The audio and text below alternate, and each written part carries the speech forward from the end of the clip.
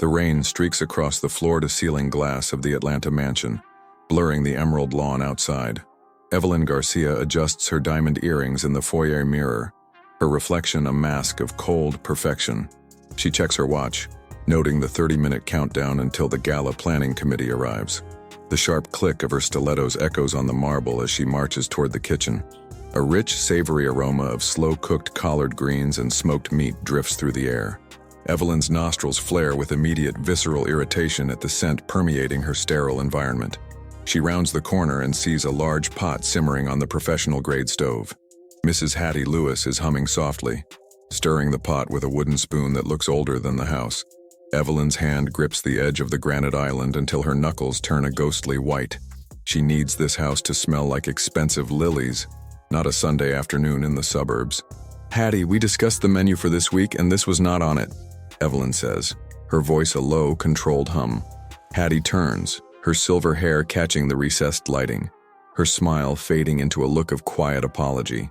7-year-old Marcus sits at the breakfast nook, his eyes widening as he senses the shift in the room's temperature. Evelyn points toward the guest wing, her finger steady and uncompromising as a judge's gavel. "The committee will be here soon, and this scent is far too heavy for the atmosphere I've curated." Hattie lowers the spoon, the dignity in her posture remaining even as her shoulders tighten. "I just thought Marcus could use a taste of home, Evelyn, since he's been so quiet lately." Evelyn doesn't blink, her gaze shifting to the designer candles she has waiting to be lit. "Marcus can eat in the guest suite tonight. Please take the pot and the boy back there immediately." Hattie picks up the heavy pot, the steam rising like a shroud between the two women. The guest wing hallway is narrow and dimly lit compared to the soaring ceilings of the grand hall. Hattie leads Marcus into the secondary bathroom, the only tiled space where she feels she won't leave a mark. She sets the pot on a small vanity stool and sits on the edge of the bathtub, her knees creaking. Marcus looks at the porcelain tub and then at his grandmother, his lips trembling with a question he's too afraid to ask. "It's okay, baby. It's just a little picnic in here tonight," Hattie whispers, though her hands shake as she bowls the food. The small space fills with the steam of the greens, a stark contrast to the cold white tiles surrounding them. They sit in the silence of the enclosed room, the sound of the rain outside replaced by the hum of the ventilation fan. Hattie tears a piece of cornbread, handing it to the boy with a forced, encouraging smile. Marcus takes a bite, but his eyes remain fixed on the closed bathroom door, listening for his stepmother's heels. Neither of them hears the heavy front door of the mansion groan open 3 hours ahead of schedule. Xavier Lewis drops his leather briefcase on the foyer rug, his breath hitching in the sudden silence of his home. He had planned to surprise Evelyn, to see the joy break through her professional armor for once. Instead, the house feels like a tomb, staged for guests who haven't arrived yet. He walks through the living room, noting the expensive lilies and the absence of any signs of life. "Evelyn?" he calls out, his voice vibrating through the hollow spaces of the high-end architecture. There is no answer from the master suite, only the distant, rhythmic ticking of a designer clock. He wanders toward the back of the house, drawn by a strange muffled sound coming from the guest wing. It is the sound of a child's hiccuping sob, suppressed but unmistakable through the heavy wood of a door. He follows the sound to the small guest bathroom, his brow furrowing in confusion and rising dread. He reaches for the handle, his heart hammering against his ribs like a trapped bird. The door swings open to reveal a scene that freezes the blood in Xavier's veins. His mother is perched on the edge of a bathtub, a plastic plate balanced precariously on her lap.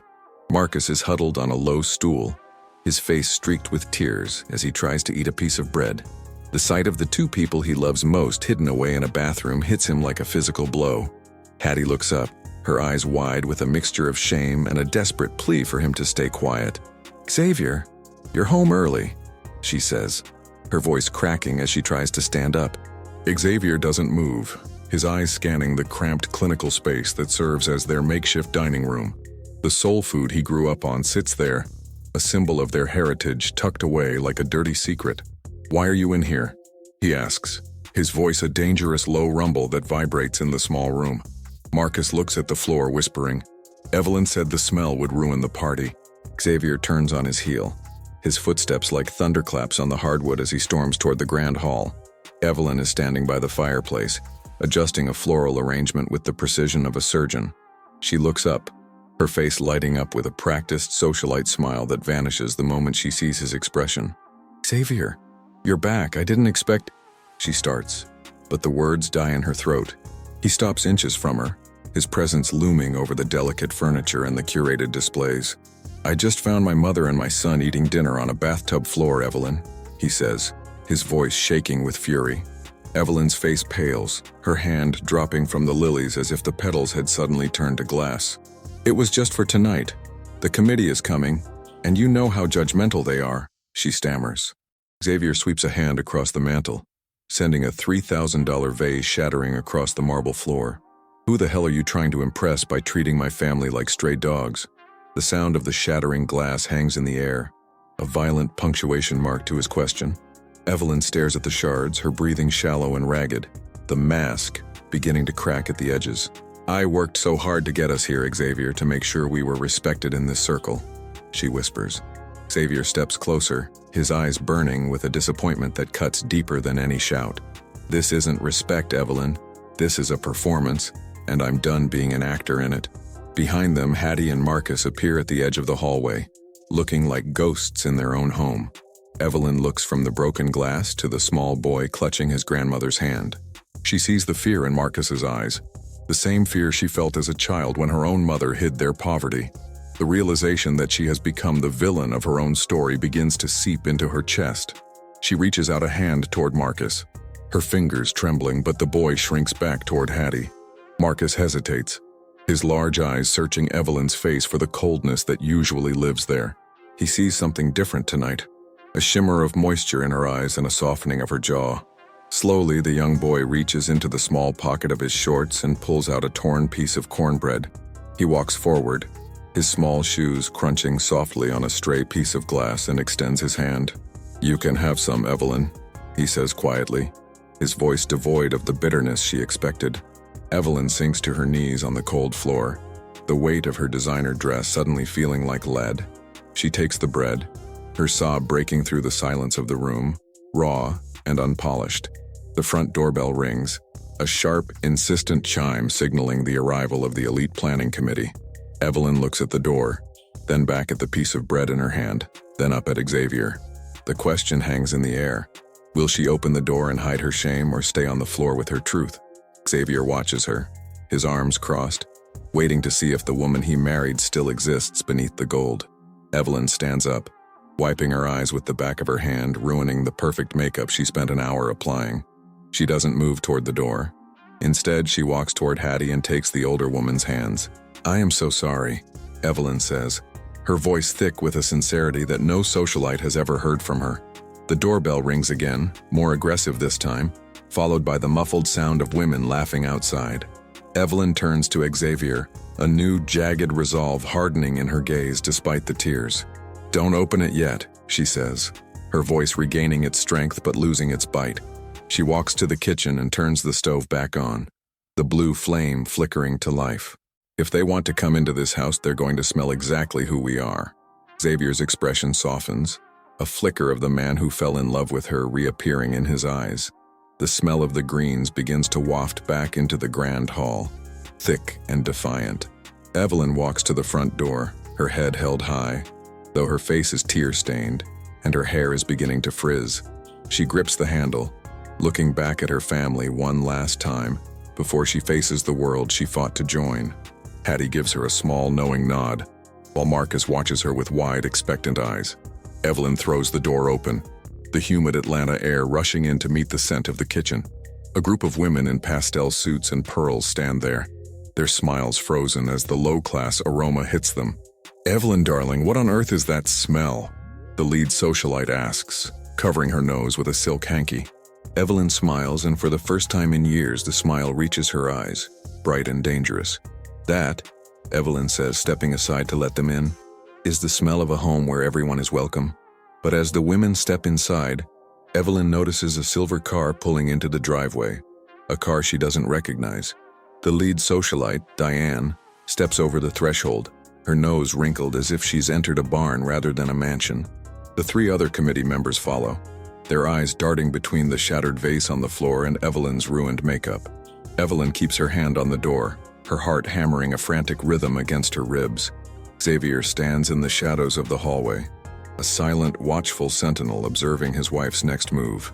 "We have a lot to discuss for the Founders Gala, but perhaps we caught you at a bad time," Diane asks pointedly. She gestures toward the kitchen, where the scent of ham hocks and vinegar is now an undeniable force in the room. Evelyn feels the old urge to lie, to make an excuse about a staff accident, rising in her throat like bile. She swallows the lie, her fingers tightening around the cold brass of the door handle. "No, Diane, you're right on time to meet the heart of this household," Evelyn says, her voice steadying. Before Diane can respond, the mysterious silver car in the driveway kills its engine, drawing every eye to the window. A tall man in a charcoal suit exits the vehicle, his movements calculated and devoid of warmth. Evelyn's breath hitches as she recognizes the sharp, angular features of Arthur Sterling, her law firm's senior partner. He is the gatekeeper of her career, the man who decides if she makes senior partner by the end of the quarter. His presence here, uninvited and during a private committee meeting, signals a shift from social pressure to professional peril. Arthur walks up the path, his gaze fixing on the committee members before landing on Evelyn's disheveled state. The committee women whisper among themselves, sensing a blood-in-the-water moment for the girl who climbed too fast. Xavier steps forward into the light, his jaw set as he assesses the new intruder on his property. "Arthur, I wasn't expecting a house call from the firm tonight," Evelyn says, stepping onto the porch to intercept him. Arthur stops at the top step, his eyes scanning the scene with the clinical detachment of a prosecutor. "There are rumors of a rebranding of the Lewis image, Evelyn, and I prefer to see the assets for myself." "My family are not assets, Arthur. They are people," Xavier says, his voice a low, warning vibration. Arthur ignores Xavier, his focus remaining entirely on Evelyn, who feels the world tilting beneath her heels. The committee members linger in the foyer, eavesdropping with a hunger that makes Evelyn's skin crawl. "In our world, Evelyn, image is the only currency that doesn't devaluate," Arthur says, stepping into the house uninvited. He stops dead as he sees Hattie standing by the dining table, her apron stained and her hands dusted with flour. Hattie doesn't flinch. She meets Arthur's icy blue eyes with the calm stare of a woman who has survived worse men. The contrast between the power lawyer and the grandmother creates a vacuum of silence in the sprawling room. Diane sneers, whispering something to the woman beside her about low-country breeding, showing through the cracks. Evelyn sees the hurt flash across Hattie's face for a split second, before the older woman masks it. The question isn't just about a dinner anymore, it's about whether Evelyn will sacrifice her career to defend her home. "Mrs. Lewis, I presume?" Arthur asks, his tone dripping with a condescension that feels like a physical slap. Hattie nods once. "I'm Xavier's mother and I was just about to serve dinner if you're hungry, sir." Arthur lets out a short, dry laugh that sounds like parchment rubbing together, turning back to Evelyn. "Is this the pillar of the family you've been hiding, Evelyn? It's certainly a bold choice for a socialite." The committee members giggle, a sharp, bird-like sound that echoes off the cold marble walls. Evelyn looks at Xavier, whose hand is balled into a fist, his loyalty to her warring with his instinct to protect his mother. She realizes that if she doesn't act now, the bridge to her old life and her new self will both burn. She thinks of Marcus eating in the bathroom and the piece of bread he offered her in spite of it. The imposter inside her screams to apologize, to usher Hattie away and salvage the partnership. Instead, Evelyn walks to the dining table and pulls out the heavy velvet-lined head chair. "Sit down, Hattie," Evelyn says, her voice echoing with an authority that surprises even Arthur. Hattie hesitates, looking at the expensive chair reserved for important guests, then looks at Evelyn's determined face. Slowly, the grandmother sits, her presence suddenly anchoring the room in a way the designer furniture never could. Evelyn turns to Arthur and the committee, her eyes burning with a fire that has nothing to do with corporate law. "If you are here to discuss the gala or the firm, you will do it while my mother-in-law eats her dinner." Diane gasps, her hand flying to her throat, while Arthur's eyes narrow into dangerous thin slits. "You're making a monumental mistake, Garcia," Arthur warns, using her maiden name as a sharp reminder of her status. "The mistake was thinking your approval was worth more than my family's dignity," Evelyn counters. Xavier moves to stand behind Hattie, his hand resting on her shoulder, a united front of 3 generations. Arthur checks his watch, a dismissive gesture that signals the end of his patience and Evelyn's career. The board will be hearing about this cultural shift in your household tomorrow morning, Arthur says, turning for the door. The committee members follow him like ducklings, sensing the social death of the Lewis family is imminent. "Wait," Evelyn calls out, stopping them just as they reach the threshold of the grand foyer. She walks toward them, her heels clicking a final decisive beat against the polished floor. "I'm not finished yet. There's something you all need to see before you leave my house." She leads them toward the guest wing, the very place she had tried to hide her shame only an hour ago. Xavier follows, his brow furrowed in confusion, wondering what move his wife is playing in this high-stakes game. She stops at the door of the secondary bathroom, the light still spilling out onto the hallway carpet. The committee looks inside, expecting to see more low-class evidence to use for their gossip. Instead, they see the small stool and the plate, a lonely testament to the cruelty Evelyn had just enacted. "I put my son in here to eat because I was afraid of people like you," Evelyn says, her voice cracking but not breaking. She points to the small stool, her finger trembling as she forces the elite group to look at the reality of her curation. "I was so desperate for a seat at your table that I made my own child eat on a bathroom floor." The silence that follows is heavy, suffocating as the women look from the tub to the designer heels they're wearing. Diane tries to scoff, but the sound dies in her throat as she catches her own reflection in the bathroom mirror. Arthur remains unmoved, his face a mask of stone, uninterested in the emotional baggage of a failing associate. "This is supposed to be a home, not a showroom for your bigotry," Evelyn continues, stepping closer to Diane. She reaches out and takes the silk hanky from Diane's hand, dropping it onto the bathroom floor. "You can keep your gala, and you can keep your committees.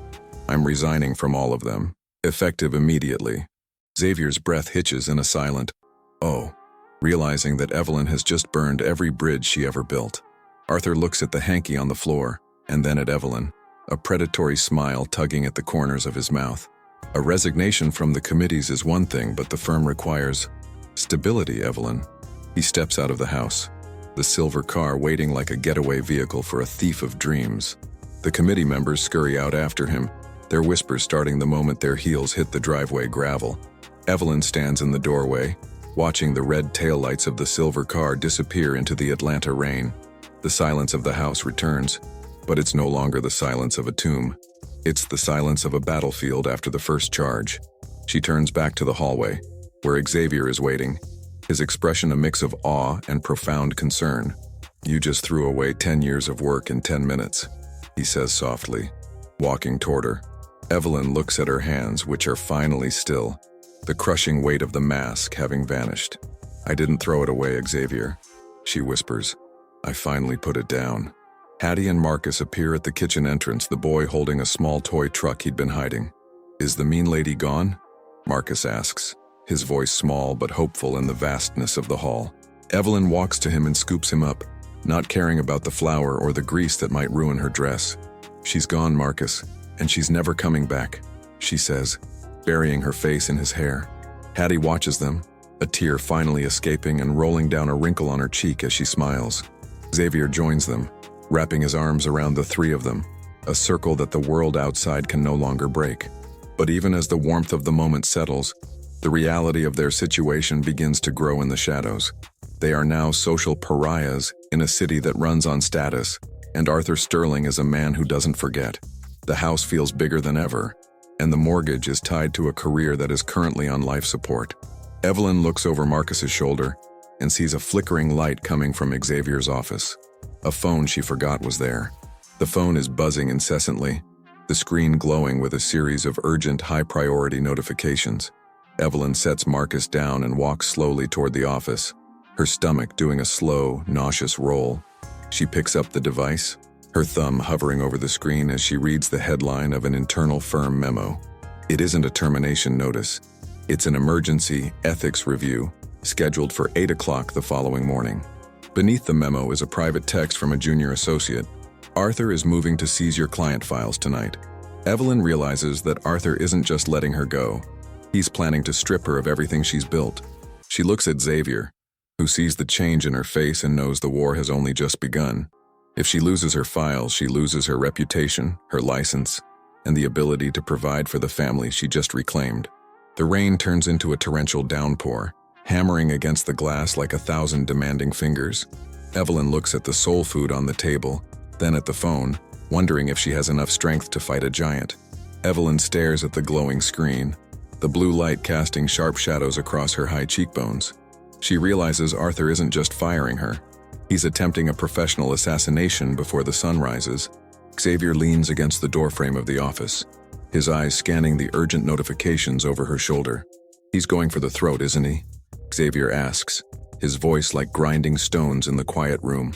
Evelyn nods, her mind already racing through the non-compete clauses and the digital locks on her files. If she loses the Evergreen account, she loses the only leverage she has to stay afloat. She looks at the family photos on the desk, polished, fake, and staged, and turns them face down. The corporate world she mastered is now a predator, and she is the one outside the cage. "I have 4 hours before the firm's servers lock me out for the review," she whispers. She grabs her laptop, the weight of it feeling like a weapon in her trembling hands. The mansion's home office is a cathedral of glass and chrome, but tonight it feels like a bunker. Evelyn's fingers fly across the keys, her legal mind categorizing every breach Arthur is currently committing. She hears the soft padding of feet and looks up to see Hattie standing in the doorway with a tray. "You need strength to fight devils, Evelyn," Hattie says, placing a bowl of the greens on the desk. The steam rises, mingling with the scent of expensive toner and the ozone of the cooling computer. Evelyn takes a bite, the warmth of the food grounding her as she navigates the firm's encrypted back doors. She finds the sterling folder, a hidden cache of documents she had flagged months ago but ignored for the sake of her career. Inside are the records of Arthur's consultation fees, kickbacks from developers that would ruin the firm's reputation. Evelyn pauses, her cursor hovering over the download button, her pulse thumping in her throat. To use this would be to start a fire that could burn down the entire legal community. Xavier watches her from the leather armchair, his phone also active as he monitors the market's reaction to his own company. "If you do this, Evelyn, there is no going back to that world," he warns, his voice heavy with the cost of war. Evelyn looks at the download bar crawling slowly across the screen, a digital countdown to her transformation. "That world never really wanted me, Xavier. They only wanted the version of me that didn't have a heart." Outside, the storm intensifies, a flash of lightning illuminating the empty, white-marbled hallway like a ghost. A sudden notification pings on the screen. "Unauthorized access detected. Security protocol initiated." The screen flickers red, and a countdown timer appears, giving her only 60 seconds before her access is severed. Evelyn's breath catches, her fingers flying as she attempts to bypass the firewall Arthur's IT team just erected. The bar reaches 90%, then stalls, the circle spinning in a maddening slow-motion dance of failure. She realizes Arthur is watching the server in real time from his own home, laughing at her desperation. Come on," she mutters, the sweat beads forming on her brow despite the air conditioning. The timer hits 10 seconds, the red light reflecting in her wide, panicked eyes. With a final jagged keystroke, she hits force transfer to an external encrypted cloud drive. The screen turns black, and a cold, mechanical message appears. "Your employment has been terminated.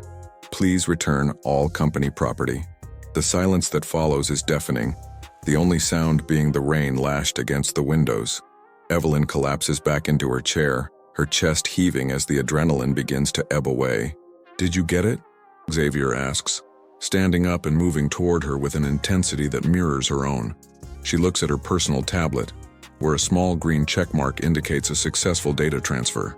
"I have everything," she says, a dark, triumphant smile finally breaking through her exhaustion. But the victory is short-lived as a heavy knock echoes from the front door of the mansion. Evelyn and Xavier exchange a look of alarm. It's nearly midnight, and the rain is a deluge. They walk to the foyer together, the shadows of the house seeming to stretch and pull at their heels. Xavier checks the security camera and sees 2 men in dark raincoats standing on the porch. "Process servers," he mutters, his hand on the deadbolt. Or worse, the firm's private security. Evelyn squares her shoulders, refusing to let the fear show as the door swings open to the night. The men aren't from the firm. They are uniformed officers, their badges glinting under the porch light. "Evelyn Garcia?" We have a warrant for the seizure of all electronic devices related to Sterling and Associates. Evelyn feels the air leave her lungs. Arthur didn't just fire her. He called in a favor with the DA. They step inside, the water from their coats dripping onto the pristine marble she once fought so hard to protect. The files she just risked everything for are now the target of a state-sanctioned raid. On what grounds? Xavier demands, stepping in front of Evelyn to block their path into the office. Allegations of corporate espionage and theft of trade secrets, the officer says, holding up the signed paper. Evelyn realizes Arthur is playing a masterstroke. He's using the law to bury the evidence of his own crimes. The officers push past them, their heavy boots marking the floors that Hattie just spent the evening cleaning. Marcus watches from the top of the stairs, his small hand gripping the banister as his home is invaded again. Evelyn sees the officers head straight for the office, where her laptop and the external drive are sitting. If they take the drive now, Arthur will make sure it disappears before it ever reaches a courtroom. She looks at the kitchen, where Hattie is standing in the shadows, holding a bag of trash. A silent message passes between the two women, a desperate, wordless plea for a miracle. Hattie moves with a surprising quiet speed, disappearing back into the kitchen as the officers enter the office. The lead officer reaches for the laptop, but the power in the house suddenly surges and then dies. The mansion is plunged into a pitch-black darkness, the only light coming from the lightning outside. "Generators down!" one of the officers shouts, his flashlight beam cutting a frantic path through the air. In the confusion, Evelyn feels a hand brush hers. It's Hattie, moving through the dark like she owns it. "The drive," Hattie whispers, her voice a ghost in the ear of the woman who once looked down on her. Evelyn fumbles on the desk, her fingers finding the small, cold rectangle of the encrypted drive. She presses it into Hattie's palm just as the backup emergency lights flicker to a dim, sickly yellow. The officers are focused on the laptop, their backs turned for the critical 3 seconds Hattie needed.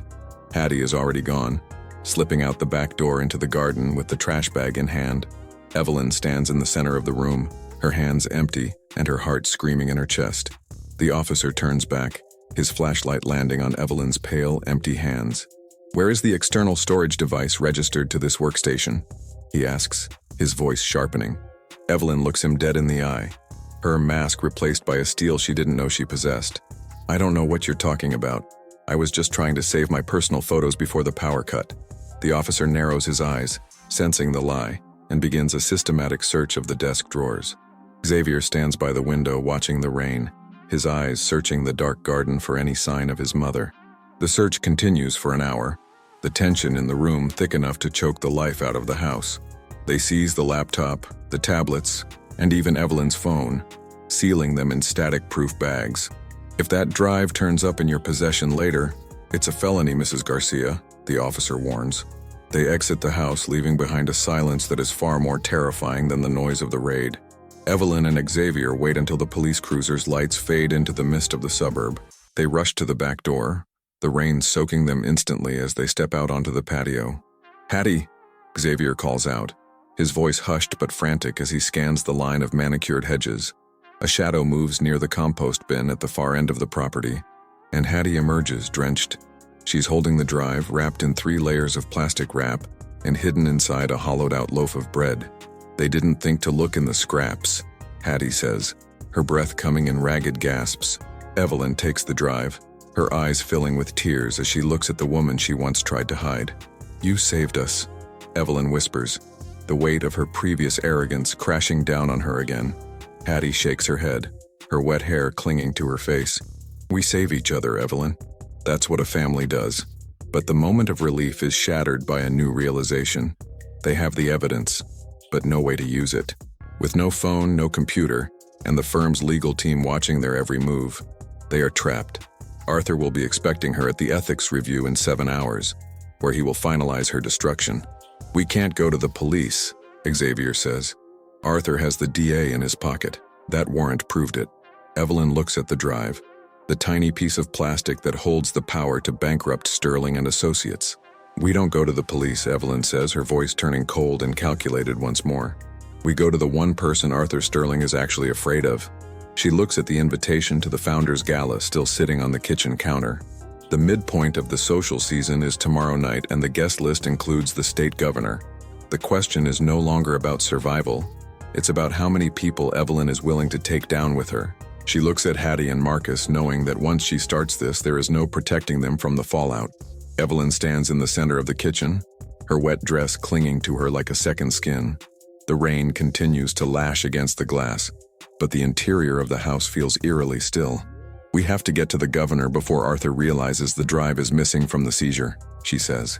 Xavier looks at her, his eyes reflecting the gravity of the gamble she's about to take.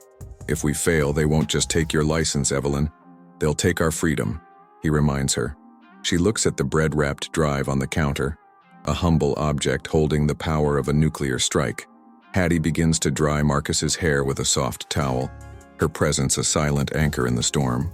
Evelyn realizes that to win, she must play the role of the perfect wife one last time. She needs to get into the Founders Gala, the very event she just resigned from in a fit of rage. She picks up her backup burner phone, her thumb hovering over a contact she swore she'd never call. If you are enjoying this journey of truth and family, don't forget to like and subscribe for the next chapter. We want to know where our viewers are from. Comment below with the country you are watching from. Evelyn dials the number for Diane, the lead socialite she insulted only hours before. The phone rings 3 times before a cold, sharp voice answers with a tone of pure venom. "Evelyn? I assumed you were currently packing your bags for a very long trip away from this city." "Diane, I'm calling to offer an apology and a gift for the gala tonight," Evelyn says, her voice a silk trap. She promises Diane an exclusive donation from the Lewis estate that would make the event the talk of the century. The greed in Diane's silence is palpable. She can't resist the lure of being the one to tame the fallen star. Evelyn hangs up, her face a mask of cold calculation that would make Arthur Sterling proud. "I'm going in alone," she tells Xavier, "while you and Hattie get the drive to a secure location." The plan is set, a dangerous dance of misdirection designed to catch a predator in his own trap. The night of the Founders Gala arrives with a humid, oppressive heat that hangs over the city. Evelyn pulls up to the venue in a sleek black car, her designer gown a shimmering shield of armor. The paparazzi bulbs flash like lightning, a chaotic welcome back into the world that turned its back on her. She walks into the ballroom, the scent of expensive perfume and champagne a suffocating reminder of her old life. Diane approaches her with a triumphant smirk, ready to parade her reformed rival in front of the elite. "So glad you came to your senses, darling," Diane whispers, her eyes scanning for any sign of the soul food scandal. Evelyn smiles, a perfect empty gesture that hides the jagged edges of her true intent. She sees Arthur Sterling across the room, surrounded by politicians and the state governor himself. He raises a glass of scotch toward her, a mocking salute to the woman he thinks he has already buried. Evelyn feels the weight of the small, hidden flash drive tucked into the lining of her silk clutch. She maneuvers through the crowd, her movements as fluid and dangerous as a shark in a pool of goldfish. She reaches the governor's circle just as Arthur begins a loud, boastful story about integrity and the law.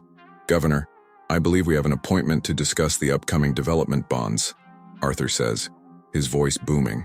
The governor nods, but his eyes drift to Evelyn, intrigued by the woman who has been the center of every whisper. "Actually, Governor, I have the final audit reports Arthur mentioned last night," Evelyn interrupts, her voice a clear bell.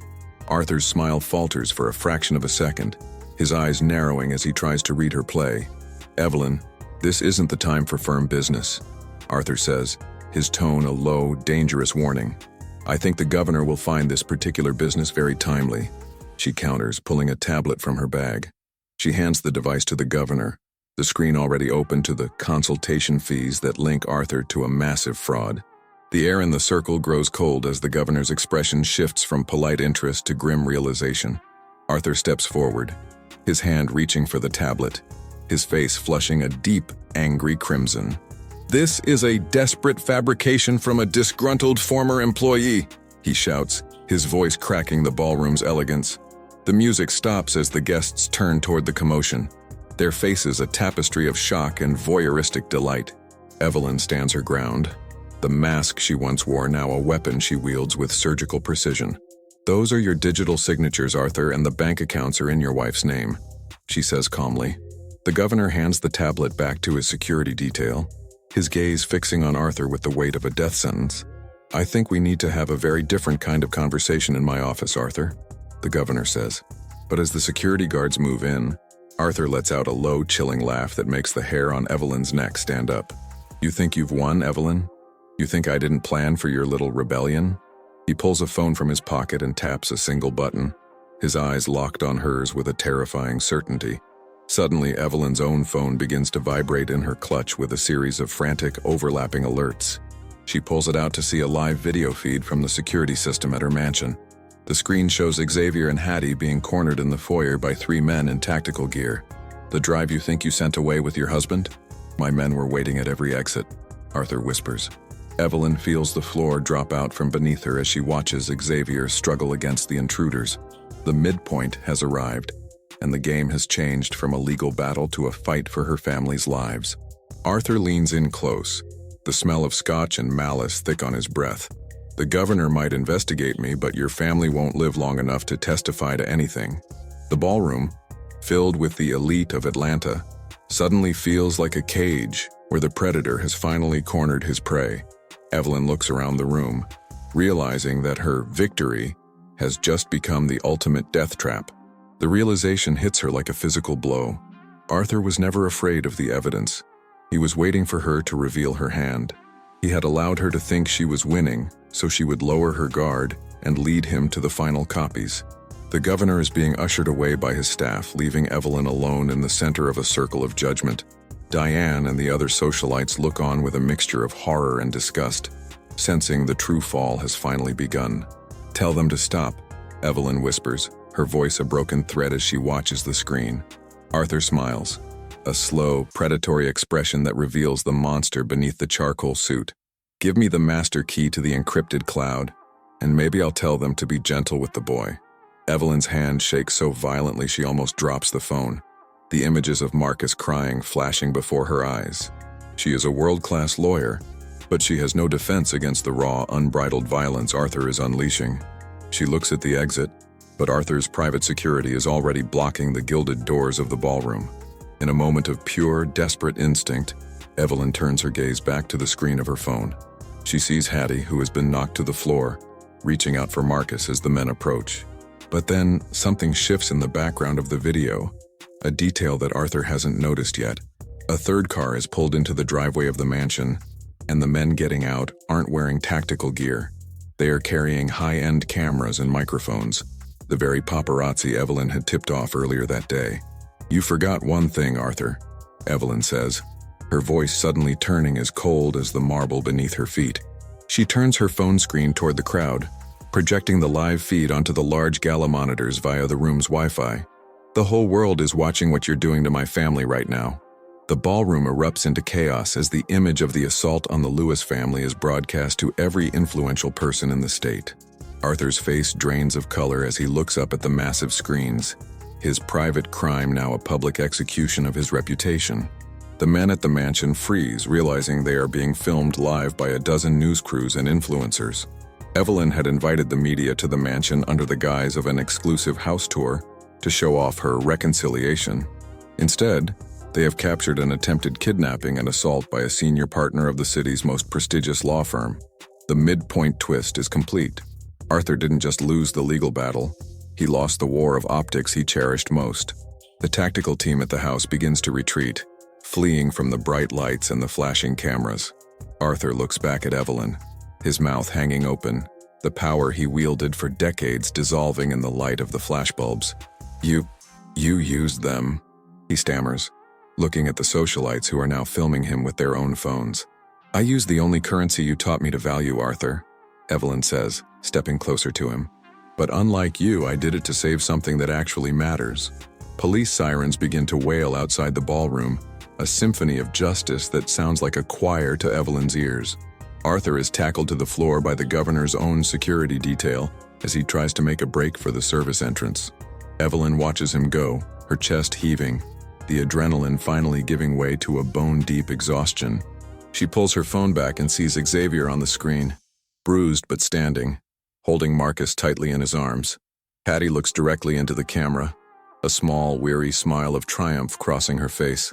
Evelyn sinks into a nearby chair, the champagne and the pearls and the elite society around her feeling like a dream she's finally woken from. She has destroyed her career, her firm, and her social standing in a single explosive night. But as she listens to the sound of Xavier's voice through the phone, she knows she has finally found her way home. The room is full of people, but for the first time in her life, Evelyn doesn't care if they're looking at her. She closes her eyes. The price of her secret heart finally paid in full. The morning sun bleeds through the mansion's windows, illuminating a house that is no longer a sanctuary. Evelyn sits at the kitchen island staring at a stack of legal notices that arrived via courier at dawn. The firm has filed for Chapter 11 and her personal assets are being frozen pending the espionage investigation. Xavier sits across from her, his eye bruised from the scuffle, his own company's stock plummeting due to the scandal. The victory at the gala has left them in a financial crater, the elite world now treating them like a contagion. Hattie moves quietly, packing a small suitcase, the dignity in her eyes replaced by a weary sadness. "We can't stay here, Evelyn.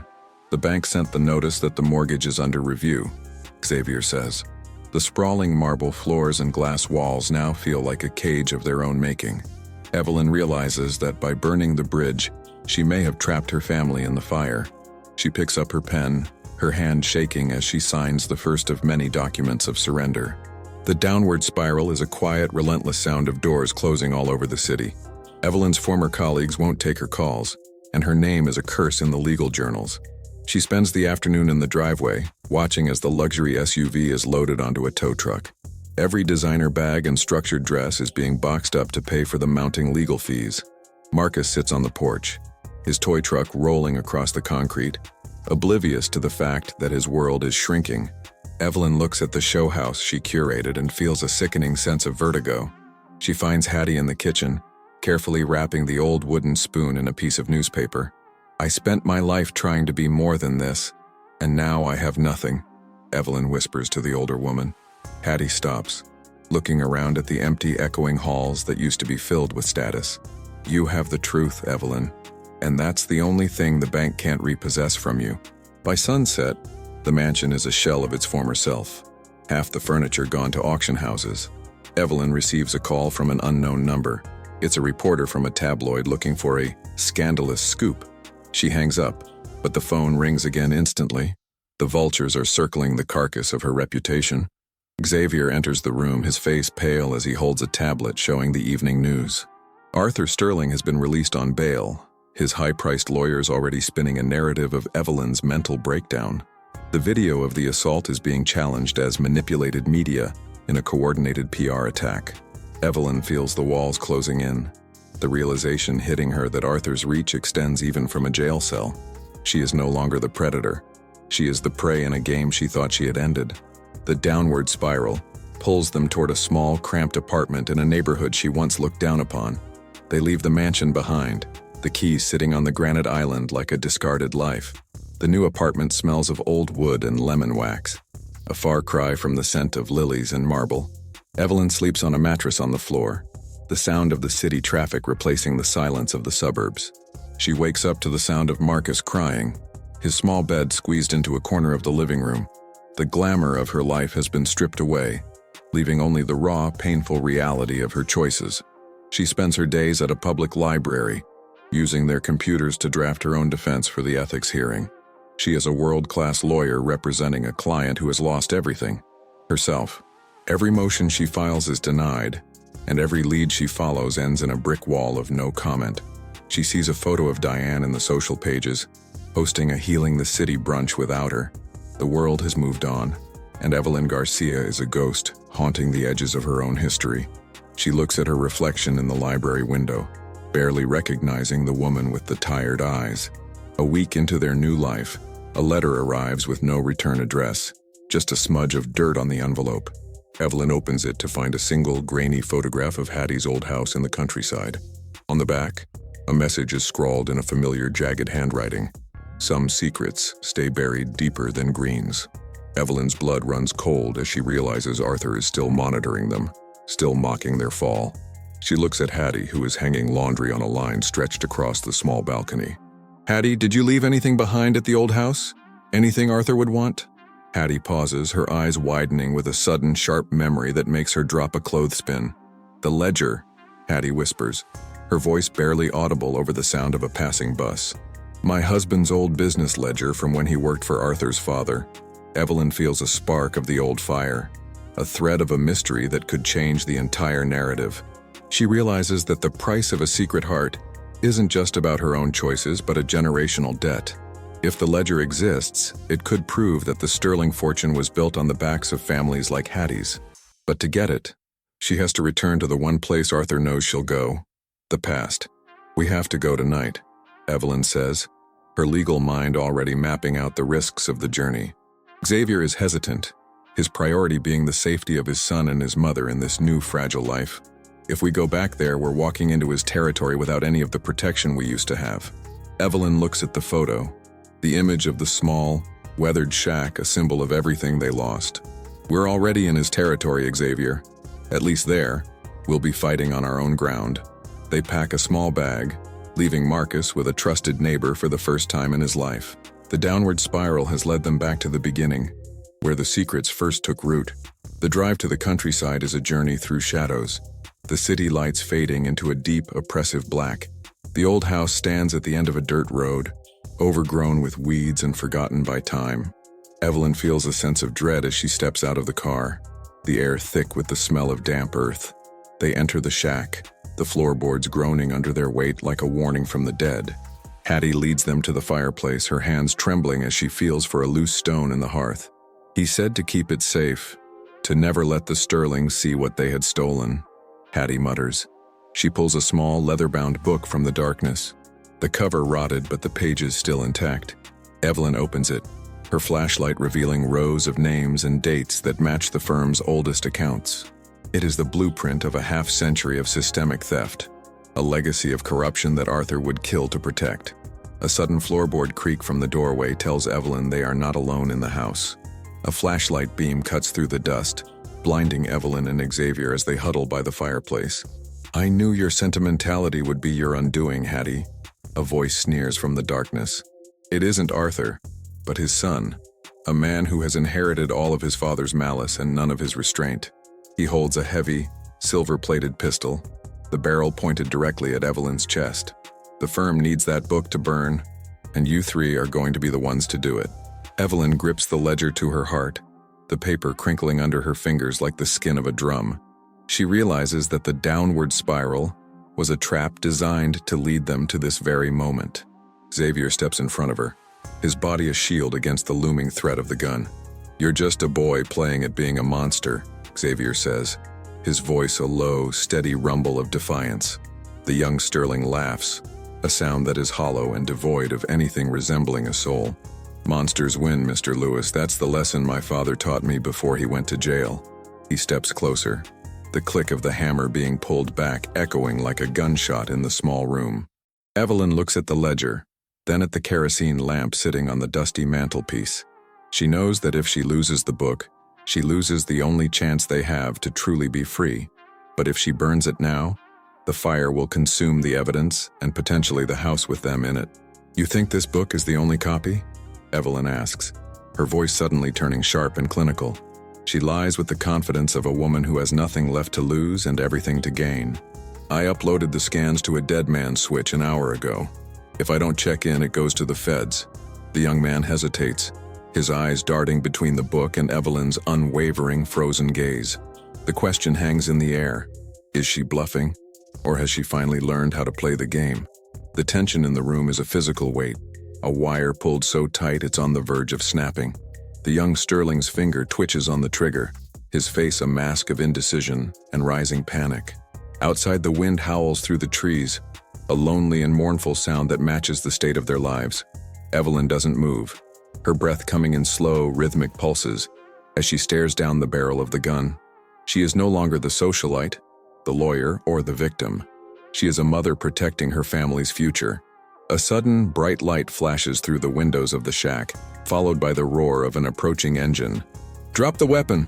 a voice commands through a megaphone, the sound of authority shattering the standoff.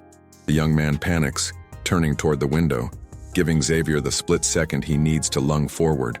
But as the struggle begins, the kerosene lamp is knocked from the mantel, the glass shattering on the dry floor. The downward spiral has reached its bottom, and now everything is about to go up in flames. The orange glow of the kerosene fire races across the dry floorboards like a living thing. Evelyn coughs as thick, acrid smoke begins to fill the cramped, rotted space of the shack. Xavier and Sterling Jr. are a blur of limbs on the ground, wrestling for control of the silver pistol. "The ledger, Evelyn, get it out of here!" Xavier bellows over the roar of the rising flames. She clutches the ancient book to her chest, her eyes searching the smoke for a way out. Hattie is huddled by the back window, the glass too thick and rusted to shatter with her bare hands. The heat becomes a wall, melting the wax on the old walls and stinging Evelyn's exposed skin. Sterling Jr. breaks free, his face a mask of soot-streaked terror as he realizes the fire is winning. He forgets the gun in the ledger, scrambling toward the front door as the roof beams begin to groan. Evelyn grabs Hattie's hand, the glimmer of hope appearing as a small, forgotten cellar door in the floor. She kicks away a tattered rug, revealing a heavy iron ring bolted to the darkened wood. With a strength born of pure survival, Evelyn heaves the trap door open, the hinges screaming in protest. "Down! Now!" she commands, ushering Hattie into the cool, damp darkness of the root cellar below. Xavier dives in last just as a flaming crossbeam collapses where he had been standing a second ago. They drop into the shallow earth, the sound of the inferno above turning into a muffled, rhythmic thrum. The air down here is thin and smells of wet dirt, but it is cold, and it is life. Evelyn checks the ledger. It's scorched at the edges, but the names and the crimes remain legible. Above them, they hear the frantic shouts of the police and the crackle of the house being consumed. They sit in the dark, 3 generations huddled together, waiting for the world to stop burning. For the first time in weeks, the silence doesn't feel like a threat. It feels like a sanctuary. An hour passes before the heavy thud of footsteps echoes on the ground above their heads. "Is anyone down there? This is the fire marshal." A voice booms through the settling ash. Xavier pushes the trapdoor upward, the wood now a charred, crumbling weight that gives way easily. They emerge into a world of gray, the shack nothing more than a skeleton of blackened timber and smoke. The morning mist is rolling in, mixing with the steam from the fire hoses to create a ghostly landscape. Sterling Jr. is sitting in the back of a patrol car, his head in his hands, his legacy burned away. The lead officer approaches Evelyn, his expression softening as he sees her protecting the rotted book. "We found the girl who sent the tip-off," the officer says, gesturing to a sleek car parked nearby. A young woman steps out, the junior associate who had warned Evelyn about the file seizure.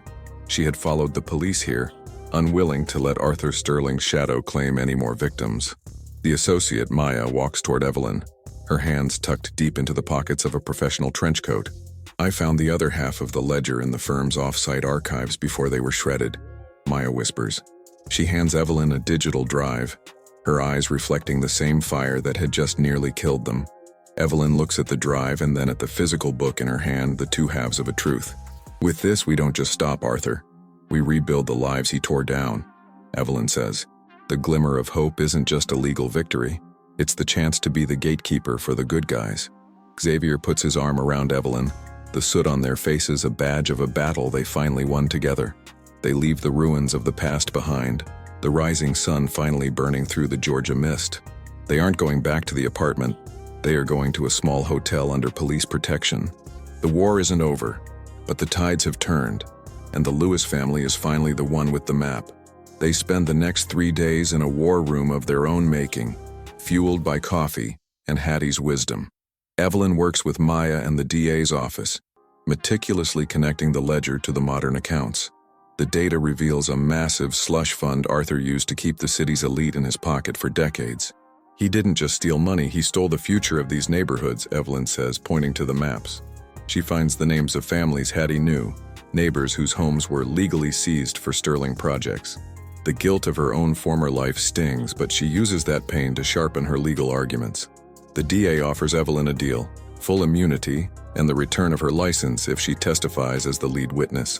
She looks at the document, the power she once craved sitting right there in front of her. But she pauses, her pen hovering over the signature line as she thinks of the cost. She realizes that winning isn't enough. She has to ensure Arthur can never rise again. "I'll testify," Evelyn tells the DA, "but only if the Sterling assets are placed into a community trust." She demands that the millions Arthur stole be used to provide legal aid and housing for the victims' families. The DA hesitates, but with the media still buzzing from the gala scandal, he knows he needs her.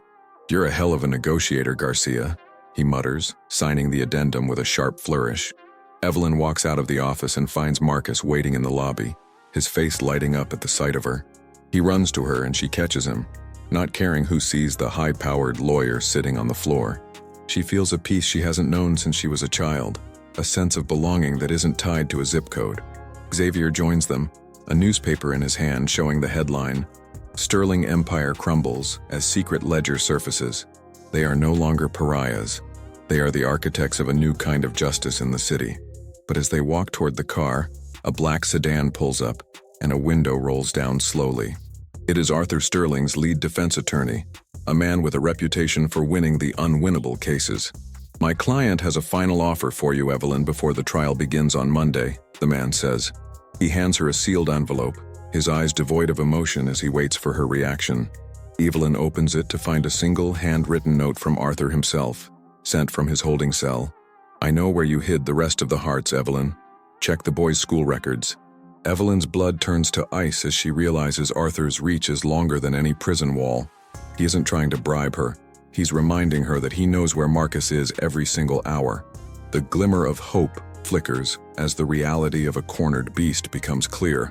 Arthur isn't fighting for his freedom anymore. He's fighting for her soul through her son. "Tell your client he just added kidnapping threats to his list of felonies," Evelyn says, her voice a frozen blade. She doesn't show the fear, but inside she is calculating every security detail they currently have. The lawyer simply nods and rolls up the window, the sedan disappearing into the city traffic. Evelyn turns to Xavier, the urgency of the final confrontation settling into her bones like a chill. "We need to move Marcus tonight. Arthur is going for the one thing he knows I can't lose." Xavier's face darkens, the protective father replacing the supportive husband in an instant. They realize the trial isn't the end of the story. It's the bait for a much more dangerous trap. Hattie takes Marcus's hand, her own grip firm and unshakable despite her age. "They won't get him, Evelyn. Not as long as I'm breathing," Hattie says, her voice a low vow. The family gathers close, a small island of truth in a sea of lingering, powerful lies. They spend the night in a secure location, the glimmer of hope now a sharpened spear of resolve. Evelyn stays up late reviewing her testimony, her mind a fortress of facts and dates. She knows that on the stand, Arthur's lawyers will try to paint her as the villain, the bad mother, the fake wife. She looks at the ledger one last time, the names of the families like a choir urging her forward. She thinks of the bathroom floor and the piece of bread, the moment her life truly began. She is ready to face the man who tried to own her, not as his associate, but as his executioner. Xavier sits beside her checking his own security feeds, a silent partner in the war for their future. "Tomorrow it ends," he says, his hand covering hers, steady and warm. Evelyn nods, the dawn of the trial appearing as a sliver of light on the horizon. The question remains, can the truth survive a man who has lived his whole life on lies? The courthouse steps are swarming with reporters, a sea of cameras waiting for the fall of an empire. Evelyn steps out of the black SUV, her attire a simple charcoal suit. No designer labels, just armor. Xavier walks on her left, his eyes scanning every roof and doorway for the threat Arthur promised. Hattie and Marcus are miles away in a safe house, guarded by off-duty officers Xavier hired personally. Evelyn feels the cold weight of the ledger in her hand, the physical evidence of 50 years of greed. She walks through the metal detectors, the rhythmic beep sounding like a countdown to the final explosion. Inside the wood-paneled courtroom, the air is stagnant and heavy with the scent of old paper and dust. Arthur Sterling sits at the defense table, his suit perfectly pressed, his face a mask of arrogant calm. He turns as Evelyn enters, a slow, predatory smile spreading across his lips as he mouths a single word, "Marcus." Evelyn doesn't flinch, her gaze locking onto his with the lethal focus of a woman with nothing left to fear. "All rise," the bailiff intones, the sound of the gallery standing like the rustle of dry leaves. The judge takes the bench, her expression as stern and unyielding as the law she represents. The prosecution calls their star witness, and Evelyn walks toward the stand, her heels clicking a steady beat. She takes the oath, her voice clear and resonant, echoing off the high ceilings of the Hall of Justice. "State your name and occupation for the record." The prosecutor begins, his tone professional and sharp. "Evelyn Garcia, former senior associate at Sterling and Associates," she says, looking directly at the jury. She begins her testimony, laying out the architecture of Arthur's fraud with the precision of a master builder. She presents the ledger, the burnt edges a testament to the lengths Arthur went to keep it hidden. The jury watches, enthralled, as she connects the dots between stolen land and offshore consulting accounts. Arthur's lawyer scribbles frantically, but the weight of the truth is beginning to tilt the room toward justice. The cross-examination begins like a sudden violent storm, designed to tear Evelyn's character to shreds. "Isn't it true, Ms. Garcia, that you were the one who curated this image of perfection?" the defense asks. He brings up the bathroom incident, painting Evelyn as a cruel, unstable woman seeking revenge for a ruined career. "You were willing to hide your own family for a seat at the table. Why should we believe you now?" Evelyn feels the sting of her past mistakes being weaponized against her in front of a live television audience. She looks at the jury, seeing the doubt beginning to flicker in their eyes like a dying candle. "I was a woman who lost her way," Evelyn says, her voice trembling with a raw, unexpected honesty. "I chose status over my soul, but I'm standing here today because my family taught me how to find it again." The defense sneers, leaning in close to whisper a question that isn't for the record, but for her ears only. "While you're playing the martyr, do you think Hattie is still answering her phone?" Evelyn's heart stops, a cold spike of panic lancing through her chest at the lawyer's veiled threat.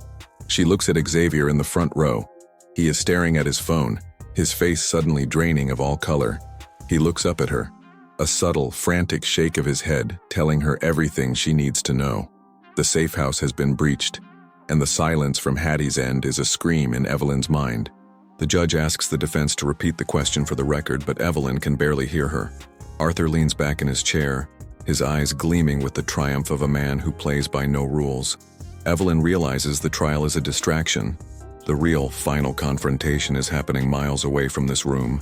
She has to choose. Finish the testimony that will bury Arthur or break her oath to save her son. The prosecutor looks at her, sensing the shift in her energy, urging her with his eyes to stay focused. "Ms. Garcia, are you able to continue with the cross-examination?" the judge asks, her brow furrowing. Evelyn closes her eyes, the image of Marcus's face offering her the bread flashing behind her lids. She thinks of Hattie's quiet dignity and the fire they survived together in the country shack. "I am," Evelyn says, her voice turning into a weapon of pure, cold steel that silences the courtroom. She realizes that if she leaves now, Arthur wins everything. The trial, the legacy, and the future. The only way to save Marcus is to finish the job and strip Arthur of the power that pays his mercenaries. She leans into the microphone, her gaze narrowing on the defense attorney like a hawk on a rabbit. "You want to talk about my character? Let's talk about the security fees Arthur paid to men with criminal records." She pulls a final piece of paper from her folder, a list of names she memorized from the digital drive. "I have the names of the men Arthur uses for his private errands, and I've already sent them to the FBI." The defense attorney pales, his mouth opening and closing like a fish out of water as the courtroom erupts. Arthur leaps to his feet, his calm mask finally shattering into 1,000 jagged pieces of fury. "You lying bitch! You don't have those names!" he screams, his voice cracking the solemnity of the court. The judge bangs her gavel, the sound like a series of gunshots as she calls for order in the room. Evelyn stands her ground, the weight of the truth finally acting as a shield instead of a burden. Xavier stands up too, his phone buzzing with a new message that makes his shoulders drop in relief. "The FBI just intercepted the team at the safe house," Xavier shouts, ignoring the bailiff's warnings. The courtroom descends into total chaos, the jury looking at Arthur with the disgust reserved for a cornered rat. Arthur tries to reach for his briefcase, but the bailiffs are on him in an instant, pinning him to the table. Evelyn watches as the man who once controlled her life is led away in handcuffs, screaming threats at the air. She collapses back into the witness chair, her hands finally shaking as the adrenaline leaves her body. The trial is suspended as the police and federal agents swarm the room to secure the evidence. Evelyn rushes from the stand and into Xavier's arms, the two of them shaking with the force of the release. "They're safe, Evelyn. Hattie fought them off until the feds arrived." Xavier whispers into her ear. They exit the courthouse, the sun blindingly bright after the dim, suffocating atmosphere of the trial. The crowd of reporters is even larger now, but they don't look like vultures anymore. They look like witnesses. Evelyn doesn't stop to give a quote or a smile for the cameras. She has only one destination in mind. They drive to the safe house, the miles passing in a blur of trees and highway lines. She finds Hattie sitting on the porch, a bandage on her arm but a look of absolute triumph on her face. Marcus runs to Evelyn, throwing his arms around her waist, his small heart beating fast against her leg. "I told you they wouldn't get him," Hattie says, her voice a low, steady anchor in the aftermath of the storm. The final confrontation has left them bruised and battered, but the house they are building is made of stone. Evelyn looks at the city skyline in the distance, knowing that the Sterling name will be removed from the buildings. She has traded her designer life for a world of legal battles and community trusts, and she has never felt richer. But as the sun sets, she notices a small black bird perched on the porch railing watching them. It's a minor detail, but Hattie's eyes narrow as she looks at the bird, a shadow of an old memory crossing her face. "The Sterlings weren't the only ones who wanted that ledger, Evelyn," Hattie says softly, her voice a warning. Evelyn looks at her mother-in-law, the glimmer of hope suddenly feeling more like a flickering candle again.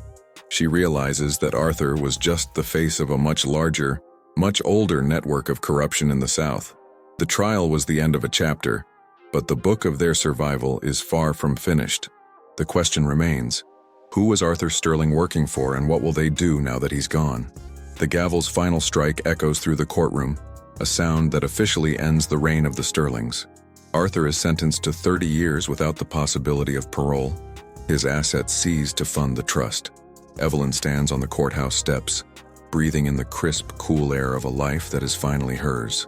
She is no longer the woman in the glass mansion. She is the woman who broke the glass to let the light in. The community trust has already begun its work, returning the first 3 properties to families in the old neighborhood. Xavier stands beside her, his hand in hers, his company recovering as the public embraces their story of redemption. They move into a modest, historic home with a wide front porch and a kitchen that always smells like home. Hattie has her own garden now where she grows the greens that once caused a war in a sterile hall. Marcus plays in the yard, his laughter a constant melody that fills the gaps where the silence used to live. The secret heart is no longer a burden to be hidden, but a compass that guides every decision Evelyn makes. If this story of truth and family moved you, please like and subscribe to join our next narrative journey. We want to hear from our community. Comment the word legacy if you believe family always comes first. Evelyn sits in her new office, a small room with a view of the oak trees and the neighborhood children. She is the lead attorney for the Garcia Lewis Justice Project, taking cases for those the system tried to forget. She picks up a framed photo of the 4 of them, messy and laughing at a backyard barbecue, and smiles. Her phone vibrates, not with a threat from a partner, but with a message from Maya about a new case. The elite socialites still whisper when she passes, but their words have lost the power to sting her skin. She has traded the approval of strangers for the unconditional love of the people who saw her at her worst. The resolution is quiet, a steady rhythm of work, family, and the peace of a clear and honest conscience. Evelyn walks into the kitchen, where Hattie is teaching Marcus how to knead dough for the Sunday cornbread. She realizes that a house becomes a home only when every heart within it is treated with dignity and grace. The sun sets over Atlanta, casting long, golden shadows across a city that is slowly beginning to heal its wounds. But the peace of the afternoon is interrupted by a heavy, wax-sealed envelope slid under the front door. Evelyn picks it up, noticing the seal is an ancient, embossed crest of a blackbird, the same one Hattie saw. Inside is a single, handwritten invitation to a private hearing at the state's oldest, most exclusive gentlemen's club. There is no signature, only a date and a cryptic phrase. The Sterlings were merely the tenants of our shadows. Evelyn feels the familiar chill of a new mystery, one that extends far beyond the corporate greed of Arthur Sterling. She looks at Hattie, who is staring at the envelope with a gaze that suggests she's seen that crest before. "The ledger you found. It was only volume 1, wasn't it, Hattie?" Evelyn asks, her voice a low whisper. Hattie nods slowly, her eyes fixed on the blackbird, her hands finally ceasing their work with the dough. "The roots of this tree go deeper than the soil of Georgia, Evelyn. They go all the way to the Capitol. The sequel hook is set, a dark promise of a larger conspiracy that is just beginning to notice the light. Evelyn looks at the invitation, her legal mind already identifying the names associated with that elite private club.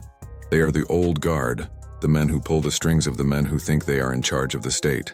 By destroying Arthur, she hasn't just cleaned up a firm. She has disrupted a century-old system of silent control. She looks at Xavier, who enters the room and sees the envelope, his expression hardening into one of grim resolve. "They're not going to let us just walk away, are they?" he asks, his hand resting on the back of her chair. Evelyn stands up, the narrative architect of her own life preparing for a battle she never expected to fight. "No," she says, her eyes flashing with the same fire that burned down the shack in the countryside. "But they forgot one thing. I'm not the scared associate who followed their rules anymore." She walks to the fireplace and tosses the invitation into the flames, watching the blackbird curl and turn to ash.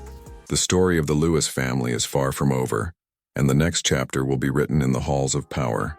The screen fades to black as the sound of a lone, distant crow echoes through the quiet suburban evening. The viewer is left with the image of Evelyn Garcia, a woman reborn, standing guard over her family's future.